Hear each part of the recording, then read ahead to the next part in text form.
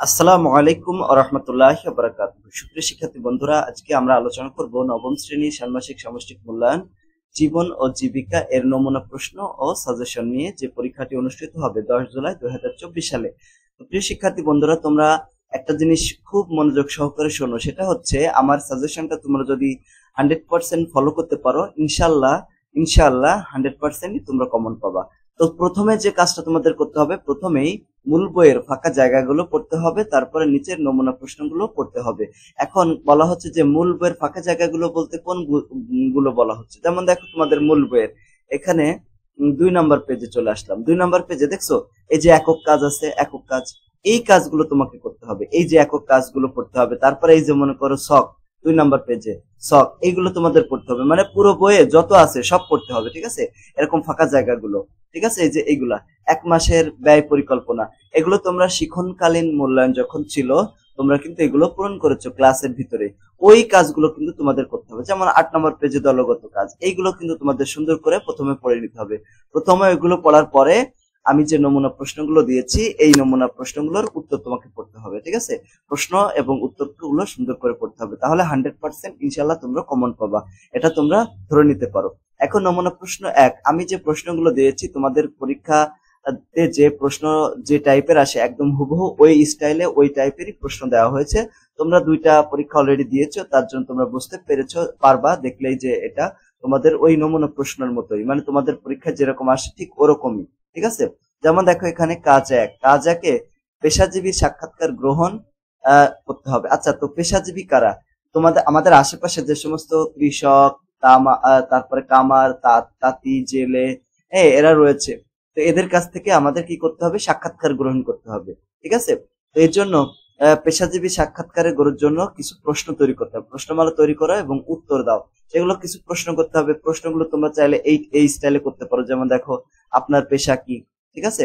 তো এখানে মনে করো একজন কৃষকের আমরা সাক্ষাৎকার গ্রহণ করলাম, ঠিক আছে। তো তুমি জিজ্ঞেস করতে পারো আপনার পেশা কি হিসাবে কৃষক, কত বছর ধরে এই পেশায় আছেন, 10 থেকে 15 বছর। আপনার পেশায় এখন কি ধরনের উপকরণ বা সামগ্রী ব্যবহার করেন, এটা হচ্ছে একই প্রশ্ন 2বার দেওয়া হচ্ছে, সরি, এই যে এটা 3 নম্বর।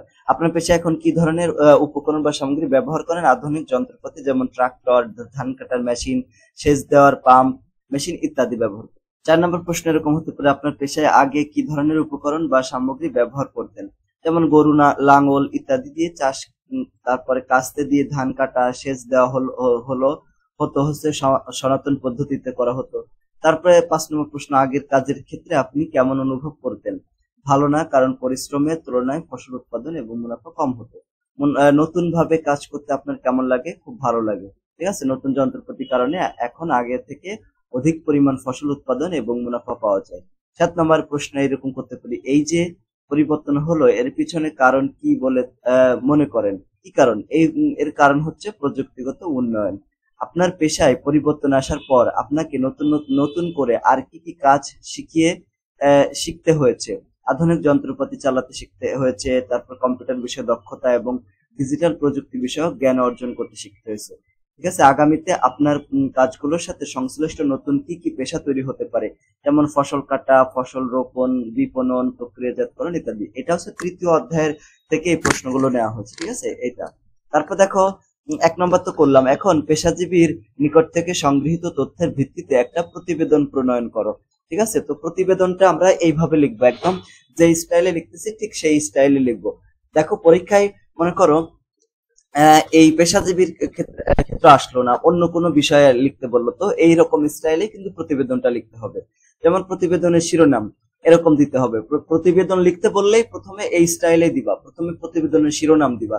যেমন এখানে আমরা পেশাজীবী অতিথিদের কাছ থেকে প্রাপ্ত তথ্যের ভিত্তিতে প্রতিবেদন করতেছি, এখানে প্রতিবেদকের নাম এবং প্রতিবেদকের ঠিকানা দিয়ে দেবো, তারপর এখানে একটা হেডলাইন দিয়ে দেবো, ঠিক আছে, যে পেশাজীবী অতিথিদের কাছ থেকে প্রাপ্ত তথ্যের ভিত্তিতে প্রতিবেদন তৈরি করছি। তারপরে তোমরা স্ক্রিনশট দিয়ে এটা সুন্দর করে লিখবা। বর্তমানে রফিক মিয়া, আমরা যার সাক্ষাৎকার নেব, ঠিক আছে, মানে আমরা একজন শ্রমজীবী লোকের সাক্ষাৎকার নিব, যে ওই যে প্রশ্নগুলো করলাম, ওই প্রশ্নগুলো থেকে আমরা কি কি পেলাম আর কি কি উত্তর পেলাম, সেগুলো দিয়ে এই প্রতিবেদনটা সুন্দর করে তৈরি করব। তোমরা এইভাবে তৈরি করবা, এই যে এখান থেকে স্ক্রিনশট দিয়ে সুন্দর করে পড়ে নেবা, ঠিক আছে। যেমন রফিক সাহেব বর্তমানে মিয়া কি করছে, কৃষিকাজে নিয়োজিত। সে সে পূর্বে গরু দিয়ে হাল চাষ করত, তারপরে হাতের মাধ্যমে ধান কাটতো, সেচ এবং মাড়াই কাজ করতো। বর্তমানে ট্রাক্টরের মাধ্যমে হাল চাষ করে।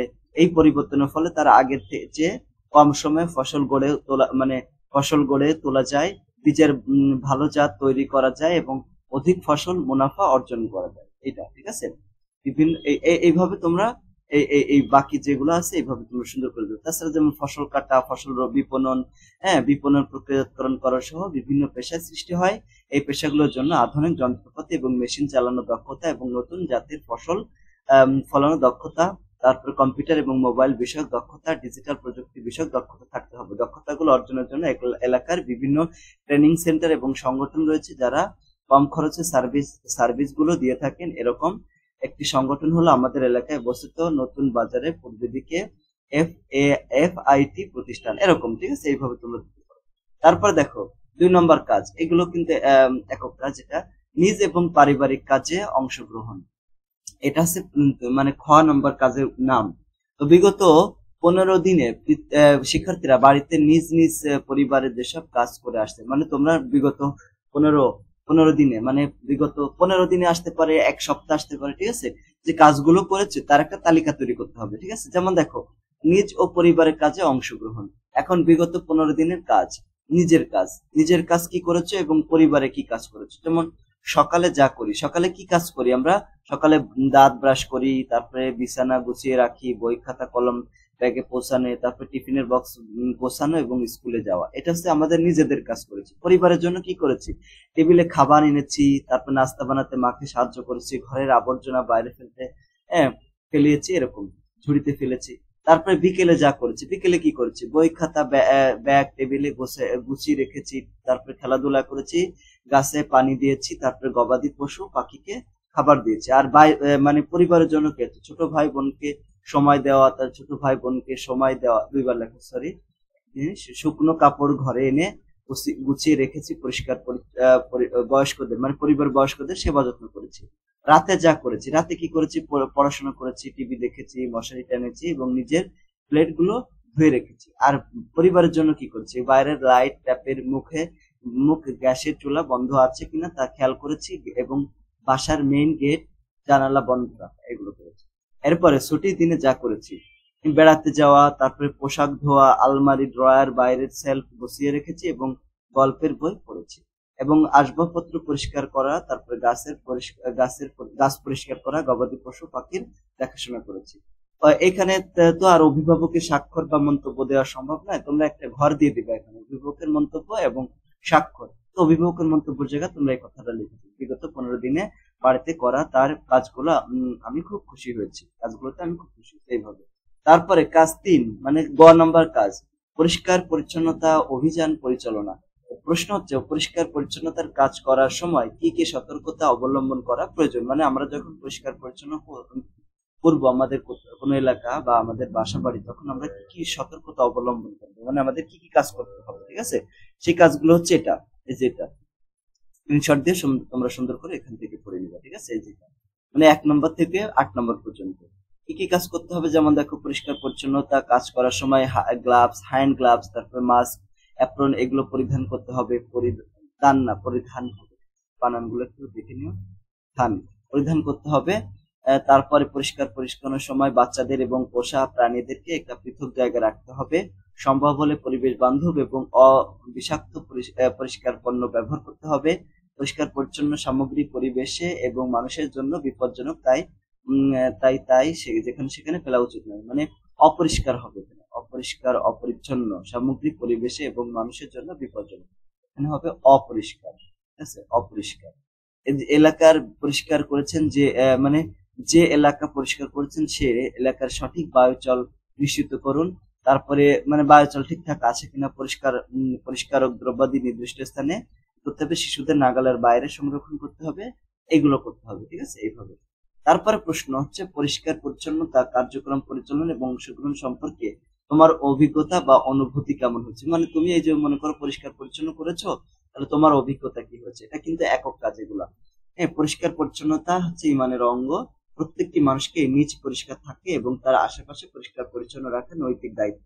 সামষ্টিক মূল্যায়নের স্কুলের শ্রেণীকক্ষে আসবাবপত্র মুছে পরিষ্কার করার দায়িত্ব আমার কাছে অর্পিত হয়। পরিচ্ছন্নতামূলক কাজগুলো করার জন্য বাড়ি থেকে প্রস্তুতি নিয়ে আসি কিভাবে কাজটি ভালোভাবে করব। এই কাজটি করার জন্য প্রথমেই আমি কিছু সতর্কতামূলক পদক্ষেপ গ্রহণ করি, যেমন মুখে মাস্ক এবং হাতে গ্লাভস পরে নিই, ফলে ময়লা আবর্জনা থেকে নিজেকে রক্ষা করতে পারবো। হ্যাঁ, এরকম আসবাবপত্র মুছে পরিষ্কার করার পর হাত হ্যান্ড ওয়াশ দিয়ে জীবাণুমুক্ত করি এবং স্যারকে আমার সম্পূর্ণ কাজটি শেষ করার বিষয়কে বলি।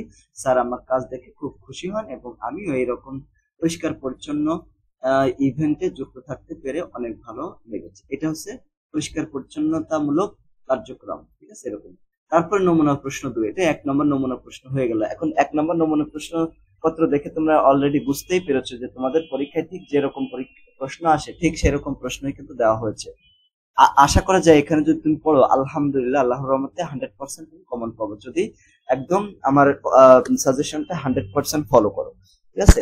এরপরে নমুনা প্রশ্ন 2, নমুনা প্রশ্ন 2 হচ্ছে, দেখো এখানে আমাদের দলগত কাজ রয়েছে। প্রথমে দলগত ভাবে সমস্যা খুঁজে বের করতে হবে। আচ্ছা, কি সমস্যা খুঁজে বের করতে হবে? প্রথমে তোমরা 8-10 জন মানে 6-8 জন একটা দল গঠন করবা। তারপরে একদিন একটি দলকে বিদ্যালয়ের এক একটি স্থানে দায়িত্ব নির্ধারণ করতে হবে, ঠিক আছে। যেমন শ্রেণীকক্ষ, বারান্দা, বিদ্যালয় প্রাঙ্গণ, ওয়াশ ব্লক ইত্যাদি যে কোনো স্থানে জন্য একাধিক দল গঠন করা যেতে পারে। তবে সেক্ষেত্রে দল কি বিষয়ে কাজ করবে তা নির্ধারণ করতে হবে, মানে তোমাদের দলীয় কাজ করতে হবে। আসলে দলীয় কাজটা কি? দলীয় কাজটা হচ্ছে তোমাদের বিদ্যালয়ের যে সমস্যা রয়েছে প্রথমে সেটার একটা তালিকা তৈরি করতে হবে। দেখছো এখানে তোমাদের বিদ্যালয়ে যে সমস্যাগুলো থাকতে পারে তার একটা তালিকা তৈরি করা হচ্ছে। দেখো, শ্রেণীকক্ষে পোস্টার বা প্রেজেন্টেশনের জন্য কাগজের বোর্ড বা রশি নাই, মানে প্রেজেন্টেশন তো করব ক্লাসে, সেজন্য তো একটা ব্যবস্থা থাকতে হবে। প্রেজেন্টেশনের জন্য যে পোস্টার গুলো ঝুলাইতে হয় ওই ঝুলানোর জায়গা নাই। তারপর 2 নম্বর হচ্ছে শ্রেণীকক্ষে ময়লা রাখার ব্যবস্থা নাই। এটা হচ্ছে সমস্যা, মানে শ্রেণীকক্ষে বা বিদ্যালয়ে যে সমস্যাগুলো তাই চিহ্নিত করতে হবে। তারপরে শ্রেণীকক্ষের শিক্ষার্থীর জন্য পানির ব্যবস্থা নাই, বিদ্যালয়ের বারান্দা সজ্জিতকরণ করা নাই, বিদ্যালয়ের মাঠ পরিষ্কার করার জন্য সরঞ্জামের অভাব রয়েছে। এইভাবে আমরা করতে পারি। তারপরে 2 নম্বর যে কাজটা হচ্ছে, দেখো এখানে এই কাজগুলো করতে হবে, মানে পোস্টারের মাধ্যমে সবগুলো বিষয়গুলোকে প্রেজেন্ট করতে হবে। মানে একটা পোস্টার লিখতে হবে, পোস্টারের ভিতরে এই সমস্যাগুলো থাকবে। যেমন প্রথমে সমস্যার তালিকা থাকবে।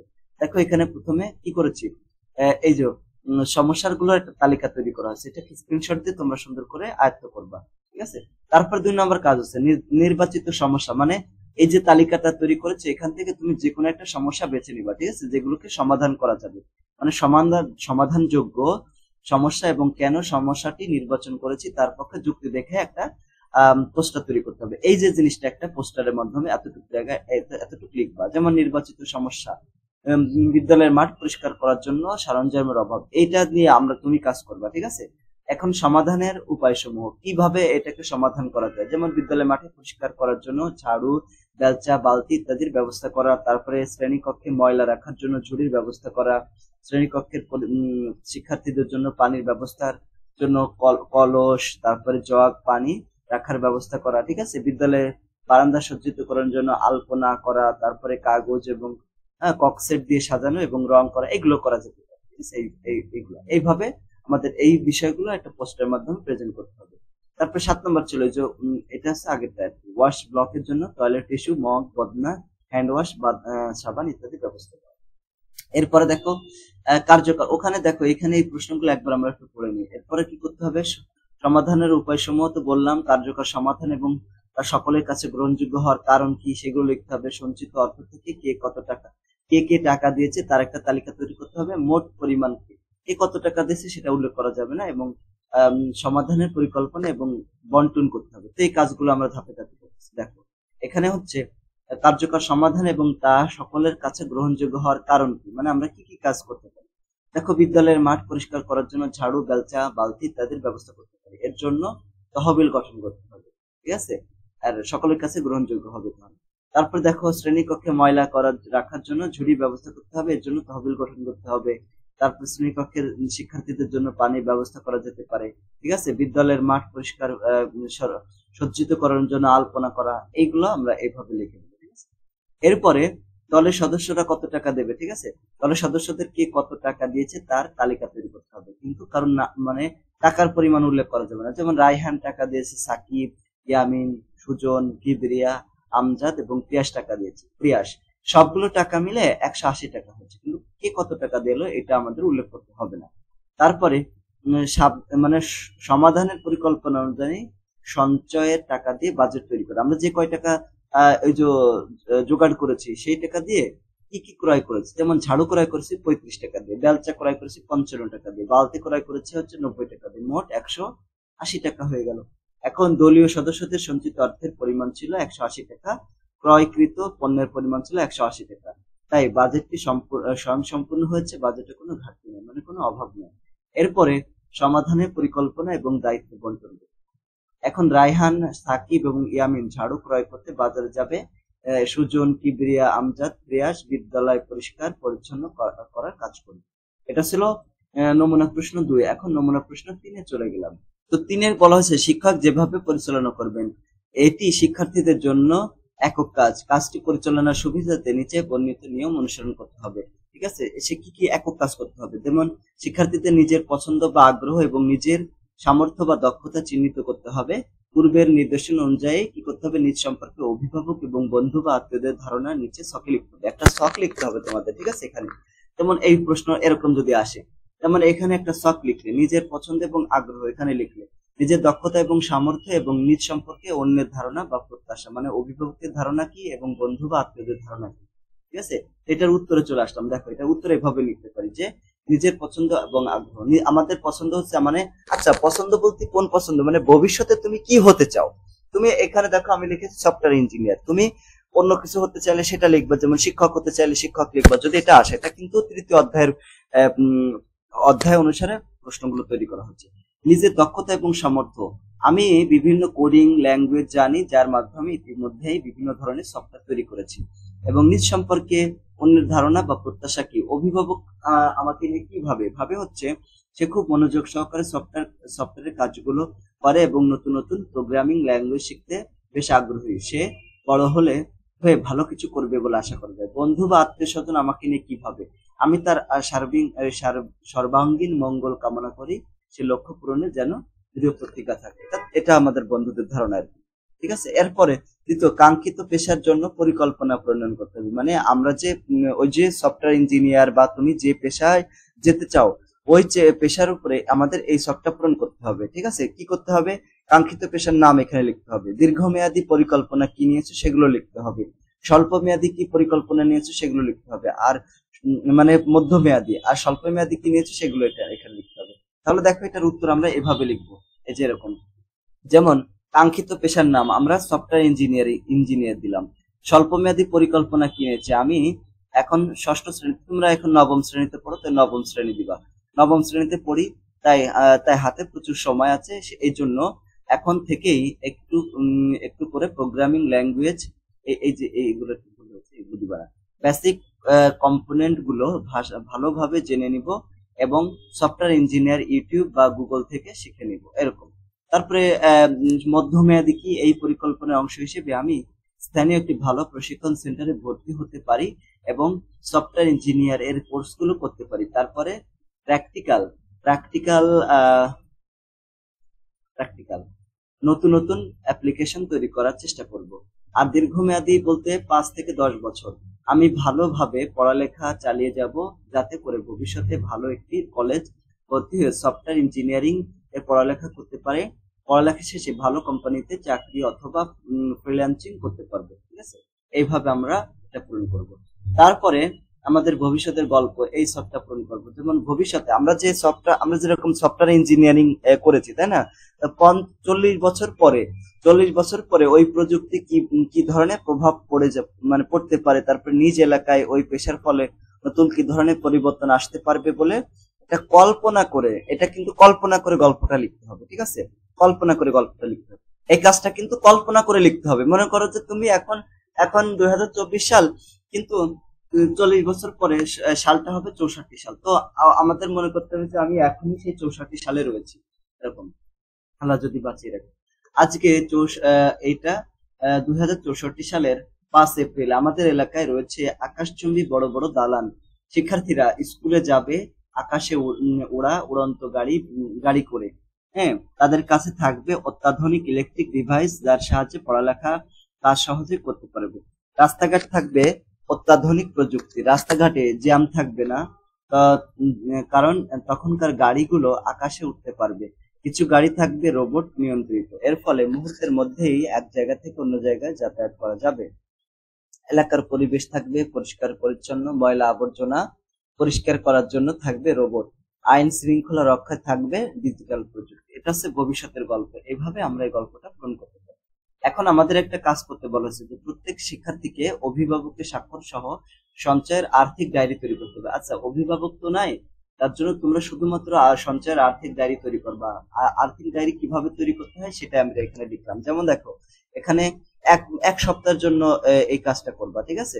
যেমন দেখো, এখানে তারিখগুলো দিয়েছি, তুমি তারিখগুলো অন্যটা দিতে পারো। আয়ের খাত, টিফিনের থেকে টাকা আয় করেছি কয় টাকা? 50 টাকা। ব্যয় করেছি, খাবার ক্রয় করেছি 40 টাকা, তাহলে কয় টাকা থাকলো?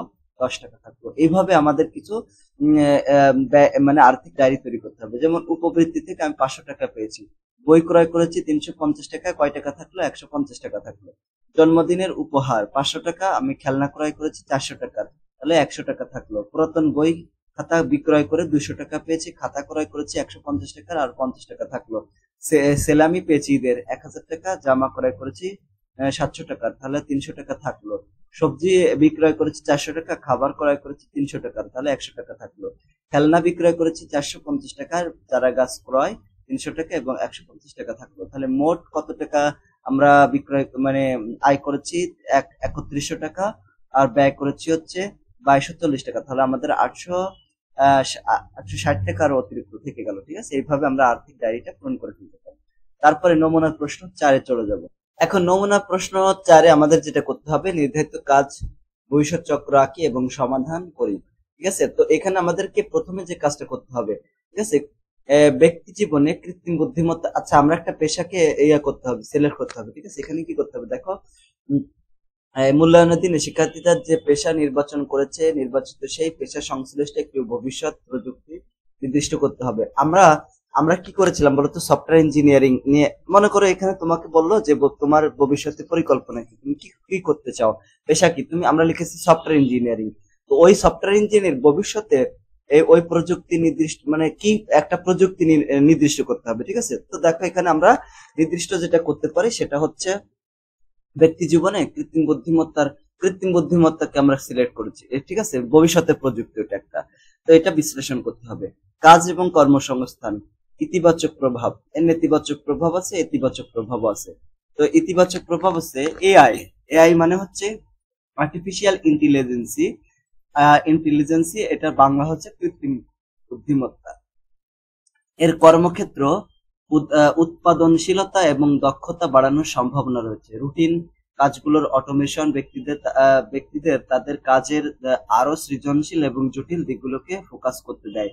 নেতিবাচক দিক হচ্ছে চাকরি স্থান, মানে অনেকে চাকরি হারিয়ে ফেলতে পারে, একটা বিষয় হতে পারে। ঠিক আছে, এআই এবং অটোমেশন কিছু নির্দিষ্ট চাকরি প্রতিস্থাপন করতে পারে। বিকশিত চাকরির বাজারে প্রাসঙ্গিক থাকার জন্য ব্যক্তিদের মানিয়ে নিতে হবে এবং নতুন দক্ষতা অর্জন করতে হবে। স্বাস্থ্য এবং ভালো থাকা, ইতিবাচক দিক, চিকিৎসা পরিকল্পনা, ডায়াগনস্টিক সহায়তা এবং রোগের প্রাথমিক শনাক্তকরণের জন্য এআই স্বাস্থ্য সেবাতে ব্যবহৃত হয়। আমরা যেটা পড়তেছি, মানে ভবিষ্যতে আমরা সফটওয়্যার ইঞ্জিনিয়ার হতে চাই, ওই পেশা সংশ্লিষ্ট একটা প্রযুক্তি হচ্ছে কৃত্রিম বুদ্ধিমত্তা। ওই কৃত্রিম বুদ্ধিমত্তার বাস্তব জীবনে কি ইতিবাচক দিক আছে, নেতিবাচক দিক আছে, সেগুলো পড়তেছে। স্বাস্থ্য সেবার ক্ষেত্রে ইতিবাচক দিকও আছে, আবার নেতিবাচক দিকও আছে। আবার শিক্ষা ক্ষেত্রে দেখো, ইতিবাচক দিক আছে। ইতিবাচক দিক হচ্ছে কি, শিক্ষাক্ষেত্রে শেখার অভিজ্ঞতা অর্জিত, টিউটরিং, তারপর দক্ষতা বিকাশের জন্য শিক্ষার এআই কি করে ব্যবহার করা হয়। এআই পরিচালিত বিষয় সমস্ত সুপারিশ সহ অনলাইন প্ল্যাটফর্ম গুলো পৃথক শেখার শৈলী পূরণ করতে পারে। নেতিবাচক দিক হচ্ছে অটোমেশনের কারণে চাকরির স্থানচ্যুতি সম্পর্কে উদ্বেগ গুলি, ক্রমবর্ধমান চাকরির বাজারে প্রতিযোগিতামূলক থাকার জন্য ক্রমাগত শেখার উচ্চতা দক্ষতার প্রয়োজন হতে পারে। গোপনীয়তা এবং নিরাপত্তার ক্ষেত্রে ইতিবাচক ভূমিকা হচ্ছে এআই কি করে, এআই ইতিবাচক ভূমিকা হচ্ছে প্রযুক্তি উন্নত সাইবার নিরাপত্তা ব্যবস্থায় অবদান রাখে, রিয়েল টাইমে হুমকি শনাক্ত ও প্রতিরোধ করে। গোপনীয়তা বর্ধন, প্রযুক্তি ব্যক্তিদের ব্যক্তিগত তথ্যে অননুমোদিত অ্যাক্সেস থেকেও রক্ষা করতে পারে। আর নেতিবাচক দিক হচ্ছে এআই সিস্টেম দ্বারা বিপুল পরিমাণ ব্যক্তিগত ডেটা সংগ্রহ এবং বিশ্লেষণ, গোপনীয়তা লঙ্ঘন এবং সঠিকভাবে নিয়ন্ত্রিত না হলে অপব্যবহারের সম্ভাবনা সম্পর্কে উদ্বেগ বাড়ায়। তারপরে পেশাগত জীবনে কৃত্রিম বুদ্ধিমত্তার প্রভাব বিশ্লেষণ করা হলো। এখন রুটিন টাস্কের অটোমেশন, এই যে পেশাগত জীবনে কৃত্রিম বুদ্ধিমত্তা, এখানে তো আমাদের পেশাগত জীবনে কি কি প্রভাব ফেলে, ঠিক আছে, এরকম। তো ইতিবাচক প্রভাব, ইতিবাচক প্রভাব হচ্ছে এআই এর পুনরাবৃত্তিমূলক এবং জাগতিক কাজগুলি স্বয়ংক্রিয় করার সম্ভাবনা রয়েছে, যা পেশাদারদের তাদের কাজের আরো জটিল এবং সৃজনশীল দিকগুলো ফোকাস করতে দেয়, ঠিক আছে। তারপরে এখানে নেতিবাচক দিক রয়েছে, যেমন নেতিবাচক দিক রুটিন এবং নিয়ম ভিত্তিক ক্রিয়াকলাপ জড়িত চাকরিগুলো সক্রিয় হওয়ায় ঝুঁকিতে থাকতে পারে, যা নির্দিষ্ট ভূমিকার জন্য সম্ভাব্য চাকরি স্থানচ্যুত হতে পারে। তারপর দেখো বর্ধিত দক্ষতা এবং উৎপাদনশীলতার ক্ষেত্রে এআই এর কি মানে ইতিবাচক কি দিক রয়েছে এবং কি নেতিবাচক দিক রয়েছে, এটা কি স্ক্রিনশট দিয়ে তোমরা করবা। তারপর দেখো নতুন কাজের ভূমিকার ক্ষেত্রে ইতিবাচক কি দিক রয়েছে এবং নেতিবাচক কি দিক রয়েছে সেটা পড়বা এখান থেকে স্ক্রিনশট দিয়ে। তারপরে উন্নত সিদ্ধান্ত গ্রহণের ক্ষেত্রে কি কি ইতিবাচক দিক রয়েছে আর কি কি নেতিবাচক দিক রয়েছে সেটা। তারপর চাকরি স্থানচ্যুতি এবং পুনঃ স্কিলিং, মানে যদি চাকরি হারিয়ে ফেলে তাহলে পুনরায় তাকে কি কি দক্ষতা অর্জন করতে হবে। প্রভাব, ইতিবাচক প্রভাব, নেতিবাচক প্রভাব। ইতিবাচক যদিও কিছু কাজ স্বয়ংক্রিয় হতে পারে, তবে এআই গ্রহণ নতুন আরো জটিল ভূমিকায় সৃষ্টি হতে পারে। চাকরি বাজারে প্রতিযোগিতামূলক থাকার জন্য কর্মীদের নতুন দক্ষতা অর্জন করতে হবে। নেতিবাচক হচ্ছে পরিবর্তনটি এমন কর্মীদের জন্য চ্যালেঞ্জিং হতে পারে যাদের দ্রুত পরিবর্তন কাজের প্রয়োজনীয়তার সাথে খাপ খাইয়ে নিতে হবে। এই চ্যালেঞ্জ মোকাবেলা করার জন্য সরকার এবং ব্যবসায়ের কোনো স্কিলিং প্রোগ্রামগুলোতে বিনিয়োগ করতে হবে, ঠিক আছে, এরকম। তারপরে সমাজ জীবনে কৃত্রিম বুদ্ধিমত্তার প্রভাব বিশ্লেষণ করা হলো। তো এখানে পরিবহনের ক্ষেত্রে কি কৃত্রিম বুদ্ধিমত্তা আমাদের কি কি উপকার করে, সামাজিক গতিশীলতার ক্ষেত্রে কি কি প্রভাব বিস্তার করে, তারপর অর্থনৈতিক বৈষম্যের ক্ষেত্রে কি কি প্রভাব বিস্তার করে, সেগুলো আমাদেরকে দেখতে হবে। অন্যান্য ক্ষেত্রে কৃত্রিম বুদ্ধিমত্তার প্রভাব বিশ্লেষণ করা হলো। অন্যান্য আরো বিভিন্ন ক্ষেত্র রয়েছে, যেমন দেখো স্মার্ট শহরের ক্ষেত্রে উন্নয়নশীল শহরগুলোতে আর্টিফিশিয়াল ইন্টেলিজেন্স দ্রুত ক্রমবর্ধমান জনসংখ্যার চাহিদা মেটাতে সাহায্য করে, ঠিক আছে, স্ক্রিনশট দিয়ে পড়বা এখানে। তারপর দেখো আমাদের এই কাজটা করতে হবে, ওই যে ব্যক্তি জীবন, পেশাগত জীবন, সমাজ জীবন ও অন্যান্য ক্ষেত্রে নির্ধারিত উক্ত ভবিষ্যৎ প্রযুক্তির প্রভাব বিশ্লেষণ করে ভবিষ্যৎ চক্র তৈরি করো। দেখো আমাদের এখানে কি করতে হবে, আমরা কৃত্রিম বুদ্ধিমত্তাকে বেছে নিয়েছিলাম, তাই না? তো মাঝখানে এরকম কৃত্রিম বুদ্ধিমত্তাকে লিখতে হবে। তো কৃত্রিম বুদ্ধিমত্তা আমাদের কি কি কাজ করেছে, দেখো অনেক কাজ করেছে। যেমন এখানে কি কি কাজ করেছে, যেমন মনুষ্য বিহীন গাড়ি চালানোর জন্য নতুন নতুন পেশার সৃষ্টি হবে। তো এখানে এই পেশার সৃষ্টি হওয়ার কারণে বেকারত্ব কমে যাবে, আবার নতুন প্রশিক্ষণ কেন্দ্র চালু হতে পারে। আবার শহরে ট্রাফিক জ্যাম কমবে, এর জন্য কি হবে, মানুষের সময় বাঁচবে, ঠিক আছে, ভালো হবে। তারপরে দেখো চিকিৎসা ক্ষেত্রে উন্নয়ন সাধিত হবে, এর জন্য জটিল রোগ নির্ণয় করা সহজ হবে এবং খরচ বাঁচবে। তারপর এরকম একটা ভবিষ্যৎ মানে চক্র তৈরি করতে হবে, ঠিক আছে। চাকরি চলে যাবে, বেকারত্ব বাড়বে। এখানে দেখো কৃত্রিম বুদ্ধিমত্তা পুনরাবৃত্তিমূলক কাজ হ্রাস পাবে, আর পুনরাবৃত্তিমূলক কাজ হ্রাস পেলে কাজের একঘেয়েমি দূর হবে এবং সৃজনশীল কাজে সময় বেশি পাওয়া যাবে। আর এই পাশে কি হবে, নির্ভুল সিদ্ধান্ত গ্রহণ করা যাবে, গবেষণার খরচ কমবে এবং গবেষণার নির্ভুল সিদ্ধান্তের কারণে নতুন নতুন আবিষ্কার সাধিত হবে। এইভাবে এই যে দেখছো এখানে স্ক্রিনশট দিয়ে নাও, এইভাবে তোমরা এইটা পূরণ করবে সুন্দর, মানে এরকম যদি পরীক্ষা আসে এই কাজটা এইভাবে তোমরা করবা, একে বলা হয় ভবিষ্যৎ চক্র, ঠিক আছে। তারপরে এখানে আর একটা একক কাজ দেওয়া হচ্ছে। একক কাজটা হচ্ছে সমস্যা সমাধান সংক্রান্ত কাজ। সেটা হচ্ছে মনে করো আমরা একটা প্রতিবেদন লিখতে বলা হয়েছে, তোমার বিদ্যালয়ের যে সমস্যাগুলো দেখবা, ওই সমস্যাগুলোর একটা প্রতিবেদন তৈরি করতে হবে, মানে সমস্যা সমাধান করেছো তার উপর ভিত্তি করে একটা প্রতিবেদন লিখবা। তা হচ্ছে এরকম যে কি ধরনের সমাধান কার্যক্রম পরিচালনা করেছো, এর মধ্যে কি কি সুপারিশ প্রাপ্ত হবে, কিভাবে সুবিধা প্রাপ্ত হবে। তারপরে দলগত কাজে সুনির্দিষ্টভাবে কে কোন কাজে অংশগ্রহণ করেছে, কেমন লেগেছে, এটা একটা দলগত কাজ। দলগত কাজটি সবল দিক এবং দুর্বল দিক লিখতে হবে, কিভাবে এই দুর্বলতা মোকাবেলা করা যেতে পারে সেই সিদ্ধান্ত আমাদের বিষয়গুলোকে উল্লেখ করতে হবে এবং সংক্ষেপে নিজের অনুভূতি প্রকাশ করতে হবে। তো আমরা এটা কি দেখো, এটা যেহেতু একটা আমাদের প্রতিবেদন লিখতে বলেছে, আর প্রতিবেদন লেখার নিয়ম হচ্ছে আমরা জানি প্রতিবেদনের শিরোনাম থাকে বিদ্যালয় ভিত্তিক সমস্যা সমাধান কার্যক্রম, প্রতিবেদকের নাম থাকবে এবং প্রতিবেদকের ঠিকানা থাকবে এবং এখানে তারিখ থাকবে। আর এখানে কি করতে হবে, বিদ্যালয় ভিত্তিক সমস্যা সমাধান কার্যক্রম। এখানে আমরা এইভাবে কাজটা করতে পারি, যেমন আমি নবম শ্রেণীর জীবন ও জীবিকা সম্পূর্ণ মূল্যায়নের কাজগুলোতে প্রত্যক্ষভাবে অংশগ্রহণ করতে পেরে আমার খুব ভালো লেগেছে। বিশেষ করে দলগত কাজগুলো করার মাধ্যমে টিম ওয়ার্ক সক্ষমতা বৃদ্ধি পেয়েছে। সবাই মিলে নির্দিষ্ট একটি কাজ পরিকল্পনা করে বাস্তবায়ন করতে হয় এবং সবার মতামতকে সম্মান দিয়ে তাদের ধারণাগুলোকে নিয়ে সবচেয়ে ভালো পদ্ধতিতে সমাধান করা যায়। তো এরকম ভাবে আমরা এটা করব, ঠিক আছে। প্রথম কর্মদিবসে আমরা বিদ্যালয়ে একটি সমস্যা খুঁজে বের করেছিলাম এবং সেই সমাধানের চেষ্টা করেছি। আমাদের দলের সমস্যাটি ছিল বিদ্যালয় মাঠ পরিষ্কার করার জন্য সরঞ্জামের অভাব। এই সমস্যাটি সমাধানের জন্য ঝাড়ু, বেলচা, বালতি ক্রয় করেছি, ফলে বিদ্যালয়ের সবাই সুবিধা ভোগ করবে, কারণ বিদ্যালয়ের পরিষ্কার পরিচ্ছন্ন পরিবেশ করার সবার দৈনন্দিন কর্মকাণ্ডে প্রভাব ফেলে। এভাবে বাকিগুলো তুমি স্ক্রিনশট দেবে, ঠিক আছে। এইভাবে আমাদের এই কাজটা করে ফেলতে পারবে। তারপরে নমুনা প্রশ্ন 4। নমুনা প্রশ্ন 4 এটা সবচেয়ে গুরুত্বপূর্ণ, মানে ভেরি ভেরি ইম্পর্টেন্ট। সবচেয়ে বেশি ইম্পর্টেন্ট হচ্ছে নমুনা প্রশ্ন 4, ঠিক আছে। দেখো এখানে আমরা কি করব, কাজ হচ্ছে একটি সবুজ প্রকল্পের প্রস্তাবনা প্রণয়ন করব।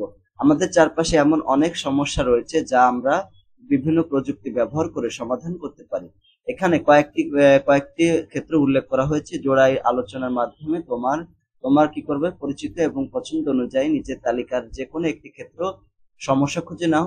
এরপর উক্ত সমস্যা সমাধানের জন্য নতুন প্রযুক্তি ব্যবহার করে একটি সবুজ প্রকল্পের প্রস্তাবনা কিভাবে তৈরি করা যায় তাও আলোচনা করে মূল তথ্যগুলো খাতায় লেখো। এরপরে নিচের নির্দেশনা অনুযায়ী নিজ নিজ খাতায় সবুজ প্রকল্পের জন্য প্রস্তাবনা প্রণয়ন করো। তবে এই প্রকল্প যেন পরিবেশ বান্ধব হয় এবং এর মাধ্যমে পরিবেশের টেকসই সংরক্ষণ সম্ভব হয় তা অবশ্যই বিবেচনায় রাখতে হবে, ঠিক আছে। এরকম এখন এখানে তারা কতগুলো সমস্যা দিয়ে দিয়েছে, ঠিক আছে। যেমন বিদ্যালয় ও আশেপাশের পরিবেশ, এটা একটা সমস্যা হতে পারে। নিজ এলাকার কৃষি ক্ষেত্র, এটা একটা সমস্যা হতে পারে। তারপরে বায়ু, বিদ্যুৎ, তারপরে পানি, সৌর জ্বালানি শক্তি, এগুলো একটা সমস্যা হতে পারে। স্থানীয় সামাজিক এবং অর্থনৈতিক পরিবেশ, নিজ প্রতিষ্ঠানের পাঠাগার এবং বিজ্ঞানাগার বা ক্যান্টিন, এটা একটা সমস্যা হতে পারে। এই সমস্যা থেকে যে কোনো একটা সমস্যা তোমাকে বেছে নিতে হবে। নেওয়ার পরে এই প্রশ্নগুলোর উত্তর লিখতে হবে, ঠিক আছে। প্রথম কাজ কি করতে হবে, দেখো প্রস্তাবনা তৈরি, প্রথম অংশ এটা। প্রস্তাবনার কাজ প্রথম হচ্ছে নির্বাচিত সমস্যার বর্ণনা দিতে হবে। মনে করো যে তুমি 1 নম্বর বিদ্যালয় এবং আশেপাশের সমস্যা পরিবেশ এটা নিয়ে লিখতেছো, তাহলে ওটার বর্ণনা দিতে হবে। তারপরে ওই যে বর্ণনা দিবা সেটা যৌক্তিকতা বিশ্লেষণ করতে হবে, পরিকল্পনার সাথে সংশ্লিষ্ট পেশা সংরক্ষণ করতে, মানে ওই যে বিদ্যালয় পরিষ্কার করার ক্ষেত্রে বা আশেপাশে পরিবেশ সংরক্ষণ করার জন্য বা পরিষ্কার করার জন্য আর কি কি পেশা সৃষ্টি হতে পারে বা জড়িত হতে পারে সেই পেশার নাম লিখতে হবে। দেশীয় এবং আন্তর্জাতিক শ্রমবাজারে উক্ত পেশার চাহিদা কেমন এবং উক্ত চাহিদা পূরণের জন্য কি ধরনের দক্ষতা অর্জন করা প্রয়োজন তা উল্লেখ করতে হবে। তো এটার উত্তরে আমরা চলে গেলাম। আমরা নির্বাচিত একটা পেশা নির্বাচন করলাম, সেটা হচ্ছে বিদ্যালয় ও আশেপাশে পরিবেশের সমস্যাগুলো সংক্ষেপে, ঠিক আছে, আমরা আলোচনা করতেছি এটা। তো এখানের জন্য আমাদের কি করতে হবে, নির্বাচিত সমস্যার বর্ণনা করতে হবে। তো বর্ণনা করতে হলে সেটা হচ্ছে অবকাঠামোগত সমস্যা রয়েছে, মানে বিদ্যালয়ের অবকাঠামোগত সমস্যা রয়েছে, শিক্ষার মান, তারপরে নিরাপত্তা, স্বাস্থ্য ও পরিচ্ছন্নতা, সামাজিক সমস্যা এবং যাতায়াতের ব্যবস্থা ভালো না, এরকম। তাহলে অবকাঠামোগত সমস্যার ভিতরে রয়েছে পর্যাপ্ত ক্লাসরুমের অভাব রয়েছে, শিক্ষা উপকরণ এবং পানি এবং স্যানিটেশনের অভাব রয়েছে। শিক্ষার মান কি করব, প্রশিক্ষিত শিক্ষকের অভাব এবং আধুনিক শিক্ষাদানের পদ্ধতির অভাব রয়েছে। নিরাপত্তার ক্ষেত্রে বিদ্যালয়ের ভিতরে এবং বাইরে নিরাপত্তার অভাব এবং মাদক দ্রব্যের প্রভাব রয়েছে। স্বাস্থ্য এবং পরিচ্ছন্নতার ক্ষেত্রে আমরা ব্যাখ্যা করব এরকম যে স্বাস্থ্যকর খাবার এবং পরিচ্ছন্নতার অভাব রয়েছে। সামাজিক সমস্যা, বাল্যবিবাহ এবং শিক্ষার্থীদের উপস্থিতি ও মনোযোগের অভাব রয়েছে। তারপরে যোগাযোগ ব্যবস্থা, নিরাপদ এবং সঠিক যাতায়াত ব্যবস্থার অভাব এবং খারাপ রাস্তার সমস্যা রয়েছে। আচ্ছা, তো এখন দেখো আমরা যে নির্বাচিত সমস্যা করলাম সেই সমস্যার একটা সংক্ষেপে এখানে বর্ণনা করলাম। এখন এই যে বর্ণনা তো করলাম, যেমন অবকাঠামোগত এই সমস্যাগুলো রয়েছে, এটা যৌক্তিকতা বিশ্লেষণ করতে হবে। ঠিক আছে, মানে শুধুমাত্র অবকাঠামোগত না, শিক্ষার মান, নিরাপত্তা, স্বাস্থ্য পরিচ্ছন্নতা, তারপর সামাজিক সমস্যা, যাতায়াত ব্যবস্থা, এই ক্ষেত্রগুলো যে সমস্যাগুলো আমরা দেখলাম, হ্যাঁ, ওগুলোর যৌক্তিকতা বিশ্লেষণ করতে হবে। যেমন দেখো, বিদ্যালয়ের আশেপাশে এবং পরিবেশের সমস্যার যৌক্তিকতা বিশ্লেষণ করতে গেলে নিম্নলিখিত বিষয়গুলো বিবেচনা করতে হবে। যেমন অবকাঠামোগত সমস্যার ক্ষেত্রে আমরা এরকম লিখেছিলাম যে ক্লাসরুমের ঘাটতি। তো ক্লাসরুমের ঘাটতি এটা একটা সমস্যা, এটা কেন সমস্যা, এটা যৌক্তিকতা লিখতে হবে। পর্যাপ্ত ক্লাস না থাকায় শিক্ষার্থীদের শিক্ষা গ্রহণের পরিবেশ সুষ্ঠু হয় না। মানে গাদাগাদি করে বসার ফলে শিক্ষার্থীরা মনোযোগ দিয়ে পড়াশোনা করতে পারে না, যা তাদের শিক্ষার মান কমিয়ে দেয়। আবার শিক্ষা উপকরণের অভাব রয়েছে। প্রয়োজনীয় শিক্ষা উপকরণ যেমন বই, ল্যাবরেটরি, সরঞ্জাম, কম্পিউটার ইত্যাদির অভাবে শিক্ষার্থীরা প্রয়োজনীয় দক্ষতা এবং জ্ঞান অর্জন করতে পারে না। তারপরে রয়েছে শিক্ষার মান। শিক্ষার মানের ক্ষেত্রে যৌক্তিকতা। শিক্ষার মান যে একটা সমস্যা, এটা যৌক্তিকতা বিশ্লেষণ করতে হবে। তো শিক্ষার মানের ভিতরে আমরা শিক্ষকদের প্রশিক্ষণে লিখেছিলাম শিক্ষাদানের পদ্ধতি, মানসিক স্বাস্থ্যের জন্য ক্ষতিকর, এগুলো আমরা লিখেছিলাম আর কি। তো শিক্ষার্থীদের প্রশিক্ষণ, এটা কেন একটা সমস্যা? তো প্রশিক্ষিত শিক্ষক না থাকলে শিক্ষার মান তেমন ভালো হয় না। শিক্ষকরা আধুনিক শিক্ষা পদ্ধতি এবং শিক্ষাদানের কৌশল সম্পর্কে সঠিকভাবে জ্ঞান অর্জন করতে পারেন না, ফলে শিক্ষার্থীরা প্রয়োজনীয় শিক্ষা থেকে বঞ্চিত হয়। তারপর শিক্ষাদান পদ্ধতি। আধুনিক এবং কার্যকর শিক্ষাদানের পদ্ধতি শিক্ষার্থীদের পাঠ্য বইয়ের প্রতি আগ্রহ বাড়ায় এবং তাদের শেখার মান উন্নত করে। মানসিক স্বাস্থ্যের জন্য ক্ষতিকর এবং তাদের শিক্ষা জীবনকে ধ্বংস করে দিতে পারে এগুলা, ঠিক আছে, মানসিক স্বাস্থ্যকর। এরপরে স্বাস্থ্য এবং পরিচ্ছন্নতা। এই স্বাস্থ্য এবং পরিচ্ছন্নতার ক্ষেত্রে যৌক্তিকতা। স্বাস্থ্যকর খাবার গ্রহণ না করলে শিক্ষার্থীদের শারীরিক এবং মানসিক বিকাশ সঠিকভাবে হয় না, এতে তাদের শিক্ষার মানকে মানে প্রভাব ফেলে। পরিচ্ছন্নতা। বিদ্যালয়ের আশেপাশের এলাকা যদি পরিষ্কার না থাকে তবে তাদের শিক্ষার্থীদের স্বাস্থ্য ঝুঁকি বাড়ায় এবং বিদ্যালয়ে আসতে তাদের অনীহা তৈরি হয়। সামাজিক সমস্যা। যৌক্তিকতা। বাল্য বিবাহ শিক্ষার্থীদের শিক্ষা জীবন ব্যাহত করে এবং তাদের শিক্ষার সুযোগ কমিয়ে দেয়। এটি তাদের ব্যক্তিগত এবং পেশাগত জীবনে নেতিবাচক প্রভাব ফেলে। উপস্থিতি ও মনোযোগের অভাব। বিদ্যালয়ে উপস্থিতির ঘাটতি এবং মনোযোগের অভাব শিক্ষার্থীদের শিক্ষার মান কমিয়ে দেয় এবং তাদের ভবিষ্যতের সম্ভাবনা হ্রাস করে। যাতায়াতের ব্যবস্থা। যৌক্তিকতা। নিরাপদ এবং সঠিক যাতায়াত না থাকলে শিক্ষার্থীরা বিদ্যালয়ে যেতে অসুবিধার সম্মুখীন হয় এবং এটি তাদের উপস্থিতি ও শিক্ষার মানে কি করে প্রভাব ফেলে। রাস্তার সমস্যা। খারাপ রাস্তার চলাচল করতে গেলে শিক্ষার্থীদের বিদ্যালয়ে পৌঁছাতে সময় এবং কষ্ট বেড়ে যায়, যা তাদের শিক্ষার প্রতি অনীহা তৈরি হয়। এরকম। তারপরে 3 নম্বর কাজ, মানে এটা কাজ শেষ হয়ে গেল, ঠিক আছে। এখানে দেখো যে আমরা যে প্রশ্নপত্র দেখেছিলাম, 3 নম্বরের কাজ ছিল যে প্রকল্পের সাথে সংশ্লিষ্ট পেশা কি করতে হবে, শনাক্তকরণ। তো ওখানে আমরা এটার উত্তরে আমরা চলে গেলাম, এই যে এখান থেকে লিখবো যে এইভাবে যে শিক্ষাবিদ এবং প্রশাসনিক কর্মচারী, তারপরে শিক্ষা 1 নম্বরে মানে প্রকল্পের সাথে সংশ্লিষ্ট অন্যান্য কি পেশা রয়েছে। যেমন 1 নম্বরে রয়েছে হচ্ছে শিক্ষাবিদ এবং প্রশাসনিক কর্মচারী। এর ভিতরে রয়েছে শিক্ষা রয়েছে শিক্ষাদান এবং শিক্ষার্থীদের মনোন্নয়ন। বিদ্যালয় এবং প্রশাসন, বিদ্যালয়ের সার্বিক পরিচালনা এবং ব্যবস্থাপনা। আচ্ছা, 1 নম্বর পেশা চলে গেল। 2 নম্বর হচ্ছে অবকাঠামো উন্নয়ন। অবকাঠামো উন্নয়নের ক্ষেত্রে স্থাপত্য এবং সিভিল ইঞ্জিনিয়ারের প্রয়োজন হয়, রক্ষণাবেক্ষণ কর্মীর প্রয়োজন হবে, ঠিক আছে, অন্যান্য পেশা তৈরি হবে। তারপরে আর কি পেশা তৈরি হতে পারে, যেমন স্বাস্থ্য ও স্যানিটেশন কর্মী তৈরি হতে পারে। স্বাস্থ্যকর্মী, বিদ্যালয় শিক্ষার্থীদের স্বাস্থ্য পরীক্ষা এবং স্বাস্থ্য সংক্রান্ত সচেতনতা। স্যানিটেশন কর্মী, বিদ্যালয় এবং আশেপাশে পরিচ্ছন্নতা রক্ষা হতে পারে। তারপরে নিরাপত্তা রক্ষী, বিদ্যালয় এবং আশেপাশে নিরাপত্তা নিশ্চিত করা। স্কুল ও পুলিশ অফিসার, শিক্ষার্থীদের নিরাপত্তা এবং আইন শৃঙ্খলার জন্য পুলিশ অফিসারের প্রয়োজন। তারপরে সামাজিক কর্মী এবং কাউন্সিলর, এটা এই পেশাটা তৈরি হতে পারে, তাই না, এই যে এই পেশাটা তৈরি হতে পারে। সামাজিক কর্মী শিক্ষার্থীদের সামাজিক সমস্যা সমাধান এবং সচেতনতা বৃদ্ধি করে। স্কুল কাউন্সিলর কি করে, বিদ্যালয় শিক্ষার্থীদের মানসিক এবং সামাজিক সহায়তা প্রদান করে। তারপর দেখো পরিবহন কর্মী, বাস বা ভ্যান চালক, শিক্ষার্থীদের পরিবহন যাতায়াত নিশ্চিত করা। পরিবহন ব্যবস্থাপনা, বিদ্যালয়ের পরিবহন ব্যবস্থাপনা। সরকারি এবং বেসরকারি উন্নয়ন কর্মী, এরা কি করে, সরকারি কর্মকর্তা, শিক্ষানীতি প্রণয়ন এবং বাস্তবায়ন। এনজিও কর্মী বিদ্যালয়ের উন্নয়ন প্রকল্পে সহায়তা করে। তারপরে প্রযুক্তি বিশেষজ্ঞ, আইটি বিশেষজ্ঞ, বিদ্যালয়ের কম্পিউটার এবং আইটি কাঠামোর ব্যবস্থাপনা করে, ঠিক আছে।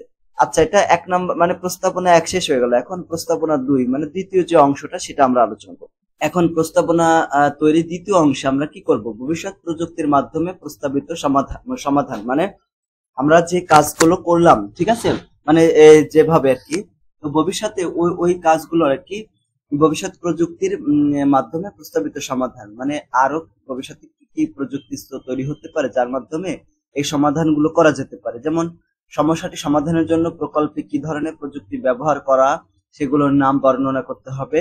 প্রযুক্তি ব্যবহৃত প্রযুক্তির মধ্যে কোনগুলো ভবিষ্যৎ, নতুন বা এগুলো চিহ্নিত করতে হবে এবং এগুলোর মাধ্যমে কিভাবে সমস্যাটি সমাধান করা যায় তা সম্পর্কে বিজ্ঞান ভিত্তিক এবং যুক্তি নির্ভর প্রস্তাব উপস্থাপন করতে হবে। ঠিক আছে, 1 নম্বর প্রশ্ন মানে এই যে দ্বিতীয় অংশের প্রথম প্রশ্ন 5 নম্বরটা, তারপরে 4 নম্বর, 5 নম্বর, 6 নম্বর এবং 7 নম্বর প্রশ্ন উত্তর দিতে হবে। ঠিক আছে, তো আমরা এটার উত্তর দেবো। প্রথমে রয়েছে ভবিষ্যৎ প্রযুক্তির মাধ্যমে প্রস্তাবনা সমাধান, তারপরে রয়েছে প্রকল্প কেন্দ্রিক সম্ভাব্য নতুন পেশার দক্ষতা অন্বেষণ করা, পরিবেশের উপরে প্রকল্পটির প্রভাব নির্ণয়, সমাজ বা মানব কল্যাণে প্রকল্পটির ভূমিকা উপস্থাপন। এগুলা এখন 4 নম্বর প্রশ্ন সেটা হচ্ছে ভবিষ্যৎ প্রযুক্তির মাধ্যমে প্রস্তাবিত সমাধান কিভাবে করব। দেখো, প্রথমে যেটা রয়েছে স্মার্ট ক্লাসরুম, ইন্টারেক্টিভ বোর্ড, এটা লাগবে মানে স্মার্ট ক্লাসের রুমের জন্য ইন্টারেক্টিভ বোর্ড লাগবে। ডিজিটাল বোর্ড যা শিক্ষকদের পাঠদানকে আরো আকর্ষণীয় এবং ইন্টারেক্টিভ করে তুলবে। ভার্চুয়াল রিয়েলিটি, ঠিক আছে, আগমেন্টেড রিয়েলিটি, এখানে শিক্ষার্থীদের বিষয়বস্তুর বাস্তব অভিজ্ঞতা পেতে পারে। তারপরে 2 নম্বর হচ্ছে অনলাইন শিক্ষা প্ল্যাটফর্ম, ই লার্নিং প্ল্যাটফর্ম, শিক্ষার্থীরা অনলাইন ক্লাস, কুইজ এবং পরীক্ষায় অংশগ্রহণ করতে পারবে। শিক্ষা অ্যাপ, মোবাইল অ্যাপের মাধ্যমে শিক্ষার্থীরা ঘরে বসেই পাঠ্য বই, ভিডিও লেকচার এবং অন্যান্য শিক্ষা সামগ্রী অ্যাক্সেস করতে পারে। তারপর 3 নম্বর নিরাপত্তা ব্যবস্থা, স্মার্ট ক্যামেরা এবং সেন্সর, বিদ্যালয়ের চারপাশে স্মার্ট ক্যামেরা এবং সেন্সর স্থাপন করে নিরাপত্তা নিশ্চিত করতে হবে। তারপরে বায়োমেট্রিক অ্যাক্সেস, বিদ্যালয়ে প্রবেশের জন্য বায়োমেট্রিক সিস্টেম, ফিঙ্গারপ্রিন্ট এগুলো ব্যবহার করতে হবে। স্বাস্থ্য এবং স্যানিটেশনের জন্য automated sanitation device, smart toilet এবং হাত ধোয়ার সিস্টেম যা স্বয়ংক্রিয়ভাবে পরিষ্কার থাকে। তারপরে হেলথ মনিটর রিং ডিভাইস, শিক্ষার্থীদের স্বাস্থ্য পর্যবেক্ষণ করার জন্য স্মার্ট হেলথ মনিটরিং ডিভাইস ব্যবহার করা যেতে পারে। পরিবহন ব্যবস্থার জন্য স্মার্ট বাস ট্র্যাকিং সিস্টেম, শিক্ষার্থীদের যাতায়াতের জন্য স্মার্ট বাস ট্র্যাকিং সিস্টেম চালু করা যেতে পারে যা অভিভাবকরা তাদের বাসের অবস্থান জানতে পারবে। ইলেকট্রিক ও অটোমাস যানবাহন, পরিবেশ বান্ধব ইলেকট্রিক যানবাহন ও স্বয়ংক্রিয়ভাবে চলাচলকারী যানবাহন ব্যবহার করতে হবে। তারপরে 6 নম্বর শিক্ষার মান উন্নয়ন, আপডেটিং লার্নিং সফটওয়্যার, শিক্ষার্থীদের দক্ষতা অনুযায়ী কন্টেন্ট ব্যবহার করে। তারপরে এআই টিউটরিং সিস্টেম, কৃত্রিম বুদ্ধিমত্তার মাধ্যমে শিক্ষার্থীদের ব্যক্তিগত সহায়তা প্রদান করে। তারপরে যোগাযোগ এবং প্রশাসনের ক্ষেত্রে স্কুল ম্যানেজমেন্ট সফটওয়্যার থাকতে পারে। তারপর দেখো পরিবেশ এবং শক্তি ব্যবস্থাপনার ক্ষেত্রে সোলার প্যানেল থাকবে, ঠিক আছে, স্মার্ট লাইটিং সিস্টেম থাকবে। এগুলো হচ্ছে নতুন প্রযুক্তি। তারপরে 5 নম্বর প্রশ্ন প্রকল্প কেন্দ্রিক সম্ভাব্য নতুন পেশার দক্ষতা অন্বেষণ করা। স্মার্ট ক্লাসরুমের জন্য স্মার্ট ক্লাসরুম টেকনিশিয়ান দরকার হবে। এর জন্য দক্ষতা কি লাগবে? ইন্টারেক্টিভ বোর্ড এবং ডিজিটাল শিক্ষা সামগ্রী ইনস্টলেশন করতে হবে, ঠিক আছে। তারপর রক্ষণাবেক্ষণ, ভার্চুয়াল রিয়েলিটি এবং আগমেন্টেড রিয়েলিটির জন্য শিক্ষকদের সাথে কাজ করার দক্ষতা থাকতে হবে। শিক্ষকদের ডিজিটাল টুল ব্যবহারের সহায়তা প্রদান করতে হবে। তারপরে অনলাইন শিক্ষা কন্টেন্ট ডেভেলপারের জন্য দক্ষতা, ই লার্নিং প্ল্যাটফর্মের জন্য কন্টেন্ট তৈরি, ভিডিও লেকচার, ই বুক, তারপরে কুইজ এবং ইন্টারেক্টিভ শিক্ষামূলক গেম তৈরি করতে হবে, ঠিক আছে। তারপরে শিক্ষা নিরাপত্তা প্রযুক্তিবিদ, এর জন্য কি দক্ষতা লাগবে? স্মার্ট ক্যামেরা এবং সেন্সর ইনস্টলেশন, রক্ষণাবেক্ষণ, বায়োমেট্রিক অ্যাক্সেস সিস্টেম পরিচালনা, এগুলো থাকবে, ঠিক আছে। তারপরে স্বাস্থ্য এবং স্যানিটেশন ইঞ্জিনিয়ারিং জন্য কি দক্ষতা থাকবে? এই দক্ষতাগুলো স্ক্রিনশট দিয়ে পড়বা। তারপর দেখো স্মার্ট পরিবহন সমন্বয়কারী দক্ষতার ক্ষেত্রে কি কি লাগবে? এটা লাগবে, এই দক্ষতাগুলো লাগবে, ঠিক আছে। তারপর দেখো এই যে শিক্ষার মান উন্নয়নের বিশেষজ্ঞ, এর জন্য কি কি দক্ষতা লাগবে? এই দক্ষতাগুলো লাগবে, ঠিক আছে। তারপরে 6 নম্বর প্রশ্ন, এটা হচ্ছে পরিবেশের উপরে প্রকল্পটির প্রভাব নির্ণয় করতে হবে। এরপর দেখো শিক্ষার মান বৃদ্ধি, উন্নত প্রযুক্তি এবং অবকাঠামো শিক্ষার্থীদের শেখার আগ্রহ এবং দক্ষতা বাড়াবে। অনলাইন ও ডিজিটাল শিক্ষা শিক্ষার্থীদের শিক্ষার সুযোগ এবং মান উন্নত করবে। 2 নম্বরটা, স্বাস্থ্য এবং স্যানিটেশনের প্রভাবে কি হয়? স্বাস্থ্যকর টয়লেট এবং পানি ব্যবস্থা শিক্ষার্থীদের স্বাস্থ্য ঝুঁকি কমাবে এবং মনিটরিং ডিভাইস শিক্ষার্থীদের স্বাস্থ্য সচেতনতা সুরক্ষিত করবে। নিরাপত্তা বৃদ্ধির ক্ষেত্রে কি ভূমিকা লাগবে? ঠিক আছে, যেমন স্মার্ট নিরাপত্তা ব্যবস্থা শিক্ষার্থীদের নিরাপত্তা নিশ্চিত করবে। নিরাপদ যাতায়াত ব্যবস্থা শিক্ষার্থীদের স্কুলে যাওয়া আসার জন্য আসা যাওয়ার ঝুঁকি কমাবে। তারপর 4 নম্বর, পরিবেশ সুরক্ষা এবং শক্তি সঞ্চয়। সোলার প্যানেল এবং স্মার্ট লাইটিং বিদ্যালয়ের শক্তি সঞ্চয় করবে। ঠিক আছে, এবং লাস্টে যেটা রয়েছে সামাজিক উন্নয়ন, বাল্যবিবাহ রোধ, শিক্ষার প্রসার, সামাজিক উন্নয়ন সহায়তা করবে এবং সামাজিক কর্মী কাউন্সিলরের কাজ শিক্ষার্থীদের মানসিক এবং সামাজিক সহায়তা প্রদান করবে। এটা হচ্ছে 6 নম্বর প্রশ্ন। এবং 7 নম্বর প্রশ্ন, সমাজ বা মানব কল্যাণে প্রকল্পটির ভূমিকা কি? তো সমাজ জীবনে শিক্ষার মান এবং অভিজ্ঞতা বৃদ্ধি করে। ঠিক আছে, কিভাবে বৃদ্ধি করে এখানে লেখা আছে, তুমি স্ক্রিনশট দিয়ে পড়ে নিও। স্বাস্থ্য এবং নিরাপত্তা উন্নয়ন করে, তারপরে পরিবেশ সুরক্ষা এবং বিকাশ করে, তারপরে সমাজের উন্নয়ন এবং সংকল্প তো কর্ম তৈরি করে। এখান থেকে লিখে নিবে। ঠিক আছে, এরপরে লাস্টে যেটা প্রস্তাবনা প্রকল্প উপস্থাপনের ক্ষেত্রে আমাদের সময়সূচি লাগবে। মনে করো লাস্টে একদম এখানে যে লাস্টের যে প্রশ্নটা সেটা ছিল এটা যে মানে তোমাদের স্কুলে একটা মনে করো যে এই যে বিষয়গুলো তোমরা আলোচনা করলে সেগুলোর একটা অনুষ্ঠান করবে, সেই অনুষ্ঠানের সময়সূচি। ঠিক আছে, উদ্বোধনী বক্তব্য 9টা থেকে 9টা 30, 9টা 30 থেকে 10টা 30 পর্যন্ত প্রকল্প উপস্থাপন, তারপরে প্রশ্নোত্তর পর্ব, বিরতি, ফলাফল এবং পুরস্কার গ্রহণ। এটা হচ্ছে নমুনা প্রশ্ন 5-এর উত্তর। এখন নমুনা প্রশ্ন 6। দেখো নমুনা প্রশ্ন 6-এর প্রথম রয়েছে একক কাজ। একক কাজের ভিতরে ক নম্বর আছে, নিজ পরিবারের সদস্যদের সঙ্গে আলোচনা করে পরিবারের আয়ের উৎসগুলো খুঁজে বের করো। তো এটার উত্তর হচ্ছে এই যেগুলা। ঠিক আছে, যেমন চাকরি, বেতন, ব্যবসা থেকে মুরগির চাষ, এগুলো এখানে স্ক্রিনশট দিয়ে নিবা। ঠিক আছে, তারপরে 2 নম্বর প্রশ্ন, নিজের এবং পরিবারের অন্যান্য সদস্যদের কি কি দক্ষতা আছে যা কাজে লাগিয়ে পরিবারের ব্যয় কমানো যায়, অর্থাৎ পরোক্ষ আয়ে ভূমিকা রাখা যায়, তার একটা তালিকা। এই সেই তালিকা তৈরি করলাম। ঠিক আছে, এগুলো তোমরা স্ক্রিনশট দিয়ে লিখবা। তারপর এখানে তোমার পরিবারের বাজেট পরিকল্পনার সময় কোন কোন বিষয়গুলো বিশেষভাবে নজর রাখতে হবে। ঠিক আছে, যে বিষয়গুলো বাজেট রাখতে হবে, দেখো 1 নম্বর এটা, তারপর 2 নম্বর যেসব জিনিস পছন্দ কিন্তু দৈনন্দিন জীবনের সেগুলো চলবে না, এইটা স্ক্রিনশট দিয়ে লিখে নিবা। ঠিক আছে, ভিডিও অনেক বড় হয়ে যাবে, তার জন্য পরিবারে 1 মাসের জন্য ব্যয় পরিকল্পনা, এটা খুব খুব খুব গুরুত্বপূর্ণ। ঠিক আছে, এটা তোমরা করবা এই যে এইভাবে। যেমন খাদ্যের ক্ষেত্রে তোমাদের 1 মাসে কয় টাকা খরচ হয়, এখানে একবারে যোগ করে লিখে দিবা। ঠিক আছে, আলাদা লেখার দরকার নেই। তারপরে বস্ত্রের ক্ষেত্রে তোমাদের পরিবারে মোট কত টাকা খরচ হয়, একবারে এখানে লিখে দিবা। বাসস্থানের ক্ষেত্রে মানে বাসা ভাড়া টাড়ার জন্য কয় টাকা খরচ হয়, একবারে এখানে লিখে দিবা। ঠিক আছে, এরকম। শিক্ষা ক্ষেত্রে তোমার পরিবারে মানে শিক্ষার ক্ষেত্রে কয় টাকা খরচ হয়, একবারে এখানে লিখে দিবা। তারপরে গৃহস্থালী কাজে কয় টাকা খরচ হয়, একবারে এখানে লিখে দিবা। যোগাযোগ এবং যাতায়াতের ক্ষেত্রে কয় টাকা খরচ হয়, এখানে একবার লিখে দিবা। ঠিক আছে, তারপর দেখো ইউটিলিটি মানে এই যে বিদ্যুৎ বিল, গ্যাস বিলের জন্য কত টাকা খরচ হয়, এখানে লিখে দিবা। তারপর ঘরকে সাজানো বাজানোর জন্য কয় টাকা খরচ হয়, এখানে একবারে সেগুলো লিখে দিবা। দেখো চিকিৎসার জন্য পরিবারে তোমাদের 1 মাসে কয় টাকা খরচ হয়, একবারে এখানে লিখে দিবা। তারপরে এই যে খাজনা মানে বাড়ির যে আয়কর বা খাজনা, বাড়িতে ট্যাক্স দিতে হয় না, সেই ট্যাক্সের জন্য কয় টাকা দেওয়া লাগে, এখানে লিখবা। বিনোদনের জন্য কয় টাকা লাগে, এখানে লিখবা। তারপর দেখো হাত খরচের জন্য কয় টাকা লাগবে, এখানে লিখবা। ঠিক আছে, যারা বাড়িতে যারা আছে তাদের হাত খরচ জরুরি প্রয়োজন মানে হঠাৎ করে প্রয়োজন আছে, এখানে লিখবা। অন্যান্য ক্ষেত্রে কত টাকা লাগে, এখানে লিখবা। সঞ্চয় কয় টাকা থাকে, 500 টাকা। তাহলে টোটাল মোট এইখানে পারিবারিক যে আয়টা বা ব্যয়, এটা মোট কত টাকা হলো সেটা এখানে লিখবা। এভাবে এটা তোমাদের কাজটা করবে। এরপর তোমাদের দলগত কাজ দেওয়া হয়েছে।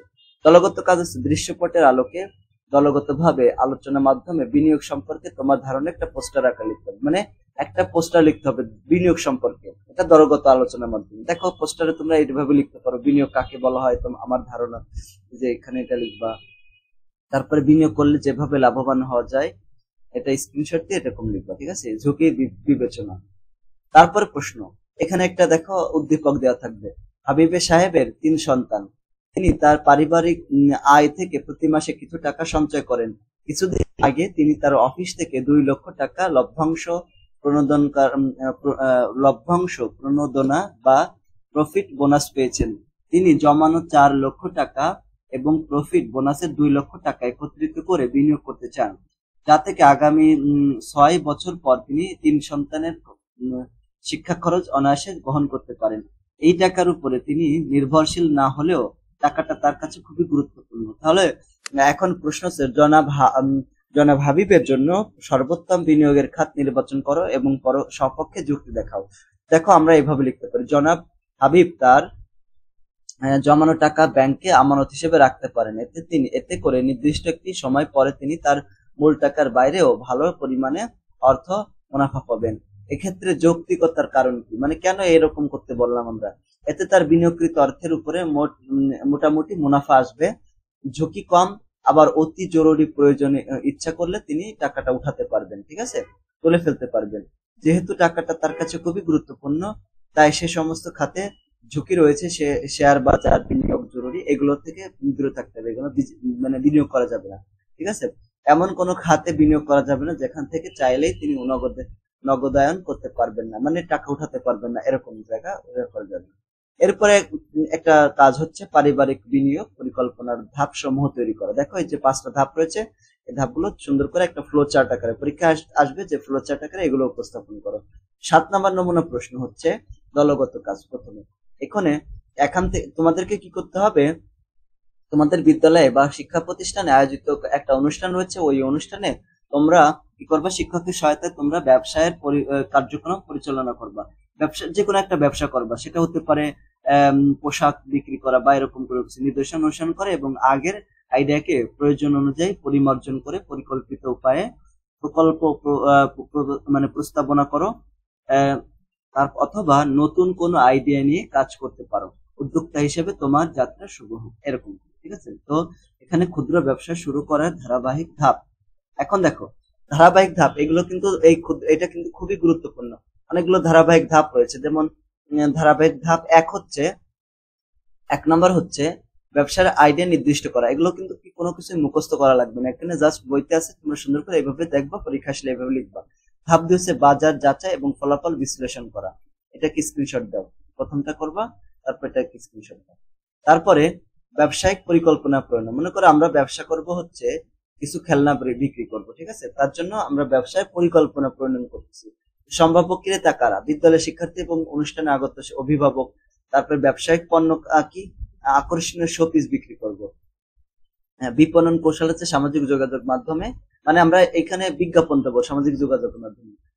ব্যবসায়ের মুনাফা নির্ধারণের হার, মোট আয়ের ব্যয়ের পরে 10% মুনাফা অর্জন করবে, ঠিক আছে, এটা। তারপরে 4 নম্বর ধাপ, ব্যবসায়ের জন্য আর্থিক চাহিদা নিরূপণ। এটা সবচেয়ে ইম্পর্টেন্ট।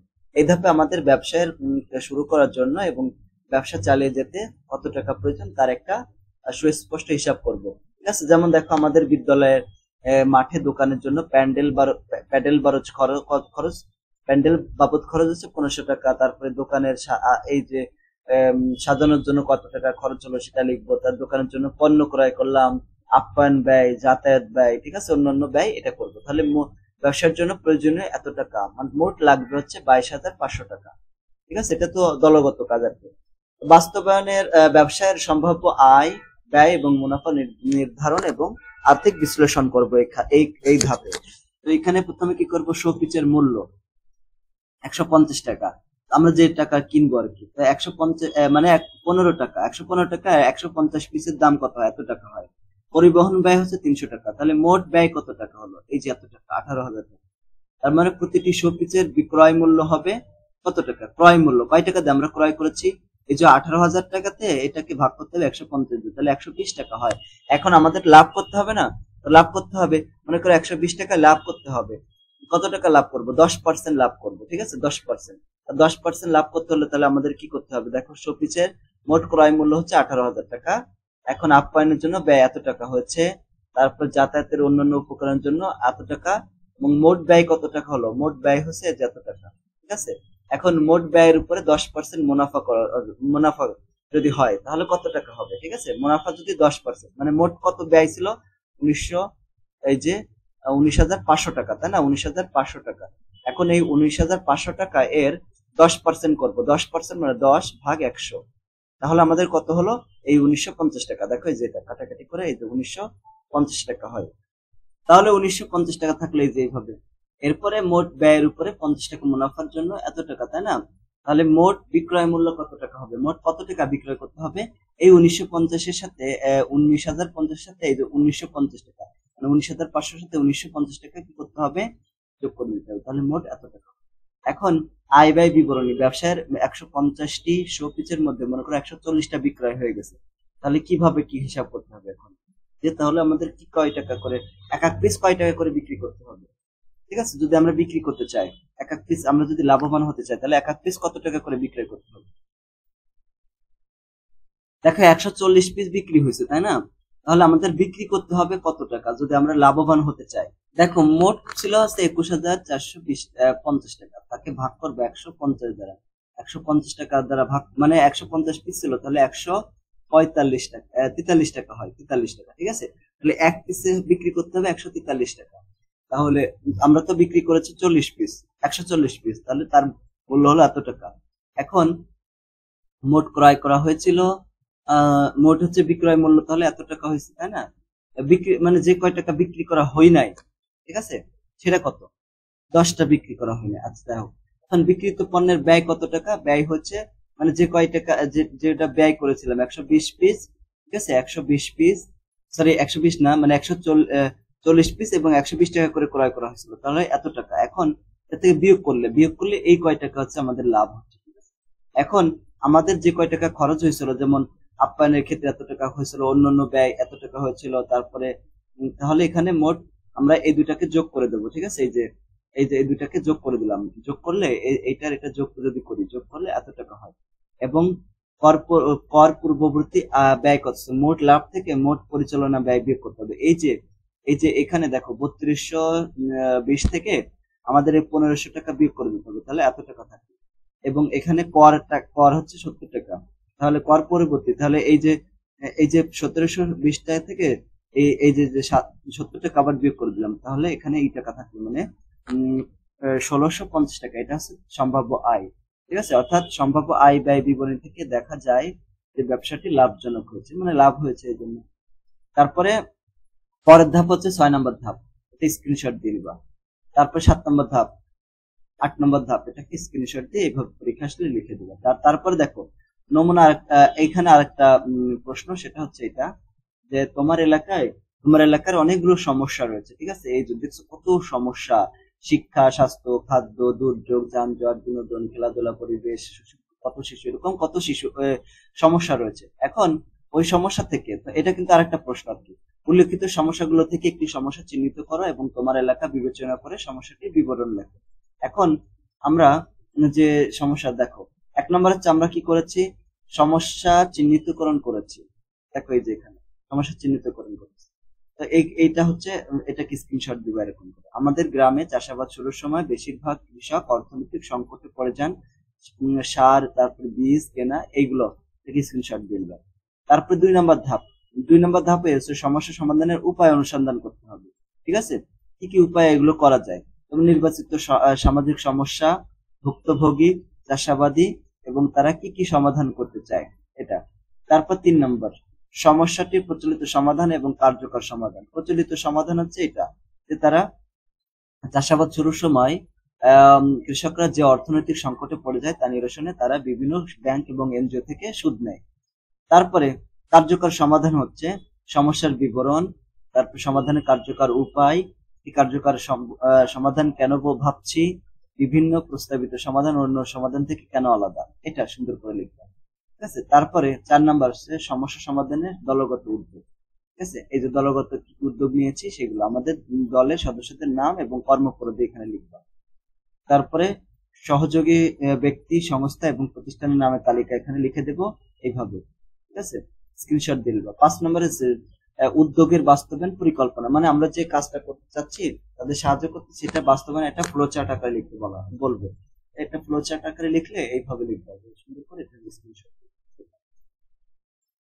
ঠিক আছে, এই স্ক্রিনশট দিয়ে এইভাবে তোমরা লিখবে। তারপরে এখানে কয় টাকা খরচ হবে বাকি দেখি, এগুলো আর কি। যেমন পরিকল্পনা, দায়িত্বপ্রাপ্ত সদস্য যারা ছিল রোজা এবং তোহা, ঠিক আছে। তারপর সংগঠনের ক্ষেত্রে রিয়া এবং মাহি রয়েছে, প্রচারের ক্ষেত্রে এরা রয়েছে, সমন্বয়ের বাস্তবায়ন আছে। শুরুর তারিখ শেষ তারিখ এবং কত শুরুর তারিখ কত শেষ তারিখ কত, ঠিক আছে। এইভাবে আমরা এটা সবটা পূরণ করবো। 6 নম্বর হচ্ছে বাজেট প্রণয়ন এবং অর্থ। এইভাবে আমরা এই কাজ করবো। তারপরে প্রশ্ন হচ্ছে একক কাজ।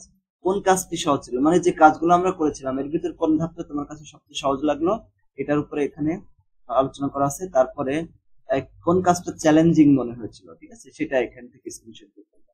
তারপরে কোন কাজটি বা অভিজ্ঞতাটি বিস্ময়কর ছিল, মানে অবাক করার মতো ছিল, এটা এখান থেকে স্ক্রিনশট সুন্দর করে করবে। তারপরে এখানে একটা প্রজেক্ট ওয়ার্কিং আছে, এটাও সুন্দর করবা এটা মানে জাস্ট জেনে রাখবা, ঠিক আছে। দলগত কাজ, দল এক যেটা করবে আয়োজক কমিটি, তারপর দল 2 হচ্ছে বাজেট এবং অর্থ কমিটি, দল 3 হচ্ছে প্রচার এবং আমন্ত্রণ কমিটি, এবং দল 4 হচ্ছে উপস্থাপনা এবং অভ্যর্থনা কমিটি। আয়োজক কমিটি কি কাজ, এখানে বাজেট অর্থ কমিটির কাজ কি এবং প্রচার কমিটির কাজ কি, এটা এখানে লেখা আছে। তো প্রিয় শিক্ষার্থী বন্ধুরা, এই হচ্ছে তোমাদের সাজেশন এবং নমুনা প্রশ্ন। তোমরা যদি এটাকে 100% ফলো করতে পারো, ইনশাআল্লাহ আশা করা যায় যে 100%ই তোমরা কমন পাবা পরীক্ষায়। তোমরা 100% ইনশাআল্লাহ কমন পাবো যদি তোমরা ভালো করে পড়ে যাও, ঠিক আছে। তার জন্য প্রথমে কি করতে হবে, প্রথমে মূল বইয়ের ফাঁকা জায়গাগুলো পড়তে হবে, তারপরে এই নমুনা প্রশ্নগুলো সুন্দর করে দেখে যাবা। একটা কিছু মুখস্থ করা লাগবে না, জাস্ট দেখে যাবা সুন্দর করে, ঠিক আছে। তো সকলকে ধন্যবাদ। আসসালামু আলাইকুম ওয়া রাহমাতুল্লাহি ওয়া বারাকাতুহু। আর পরীক্ষা যেদিন হবে তার আগের দিন রাত্রে বেলা আমরা একটা সাজেশন দিয়ে দেবো, ওটা তোমরা পড়লে আরো কমন পাবা। সকলকে ধন্যবাদ। আসসালামু আলাইকুম।